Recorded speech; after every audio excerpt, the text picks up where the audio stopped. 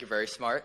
And I'm actually nervous in asking this question because it has to do with your Black Lives Matter smackdown in Seattle, where you said that the issue is not one based on race. It is one based on culture. Correct. And I want, and this is really just a clarification. I mean, question. I think I'm correct, obviously. Right. No, but I just want clarification Sure. on what you mean when you say it's a cultural matter, and quick, where it stems from and what we can do about it. Okay, so there are cultural pathologies that stem from certain cultures that, and not race-based, because read like Hillbilly Elegy, which is at the top of the New York Times bestseller list right now. He talks about poor white communities in Kentucky, and you actually have a lot of the same problems. Single motherhood, lack of value on education, suggestion that society owes you something. Any culture that says that to people is bound to fail, and it doesn't matter what the race is.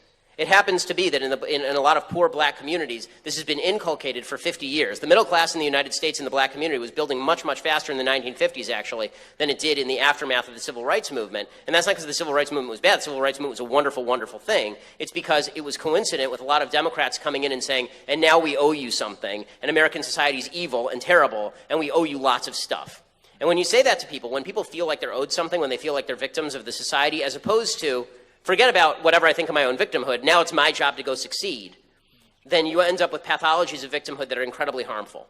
Now, Thomas Sowell talks about this a lot. When you have these pathologies of victimhood, it creates